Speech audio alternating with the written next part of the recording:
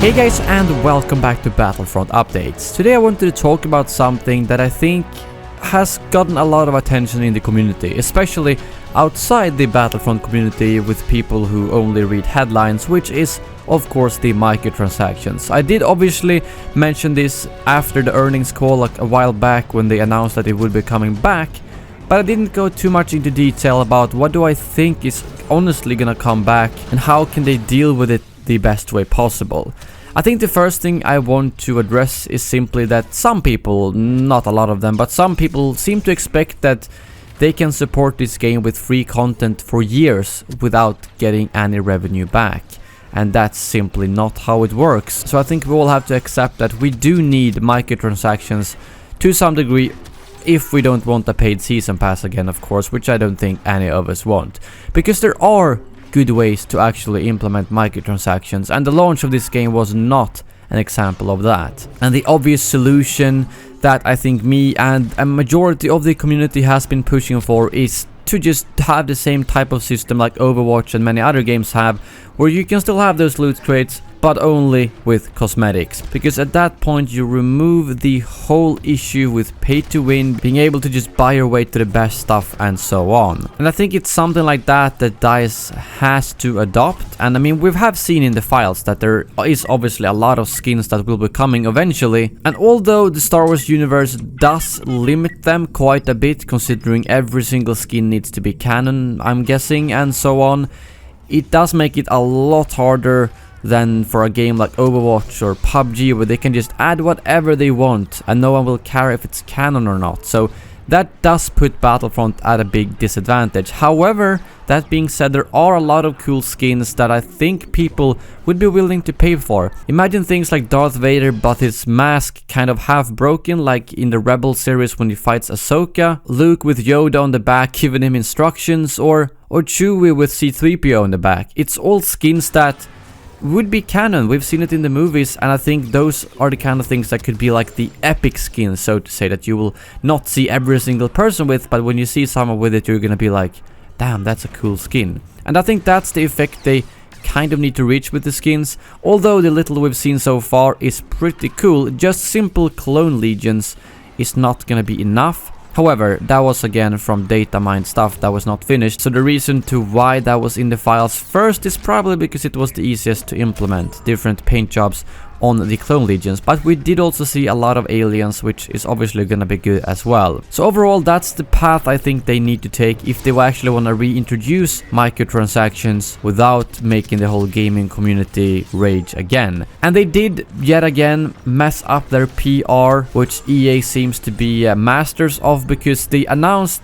that microtransactions are coming back, but they didn't say in what way or how they will change it. So obviously all the media decided to write, oh, loot crates are coming back, although loot crates have always been in the game, oh, pay to win is coming back, etc, etc. Whereas most of us who play the game realize that yeah, it's gonna come back, but it's not gonna be pay to win. There is simply no logical way that they can reintroduce the old system in this game again. Everyone will stop playing it, and they won't get any new players and so on. So I'm honestly not worried at all that it's going to be pay to win when it comes back. Considering how much their stock dropped, I think they learned their lesson the hard way. What about the kind of middle ground, the microtransactions that I haven't seen too much discussions about, such as XP boosters or upgrade packs? That's actually stuff that they've had in both Battlefield and the previous Battlefront game, at least the upgrade packs.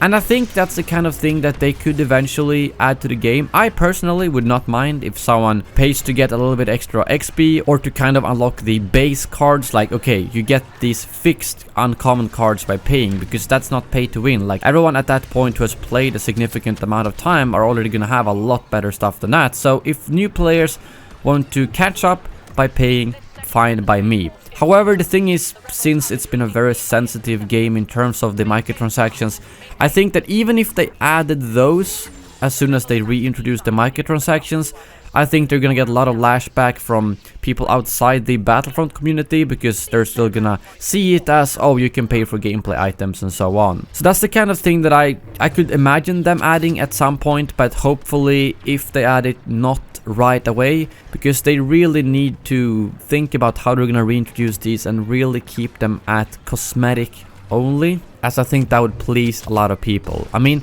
imagine in March, or I'm not sure if that's when they're actually gonna release it, but at least that's where we're gonna hear about the progression system. Imagine if they release a progression system that works great, that isn't locked to randomized loot crates, and that you can actually progress through playing your character or hero.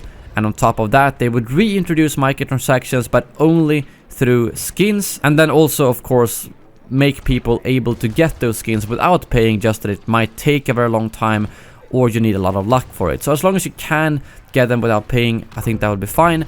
And on top of that, Season 2 will drop with whatever they have in plans. Grievous, Obi-Wan, who knows. But if all of those things comes together at the same time in March or early April, I think that could really make this game rebound. But they've done so many missteps so far with the communication in particular, that they need to be so careful with what they say. If they talk anything more about microtransactions, just say how it's gonna be. Be honest. Don't try to just please your stakeholders by saying it's coming back, but then you instead piss off the whole gaming community because they think it's gonna be pay to win. So yeah, that is my thoughts on how I think that the microtransactions should be implemented. At least we do know that customization is coming. I mean, we've seen the data mine. Dennis has confirmed it. And it would surprise me a lot if microtransactions are not tied to those cosmetics. The only question that is still up in the air is if gameplay items will be affected by microtransactions or not. I really hope and think they won't, and if that is the case, I think this game can make a really great turnaround. If not, well, back onto the gaming community hating on EA. Thank you very much for watching, and as always, may the force be with you.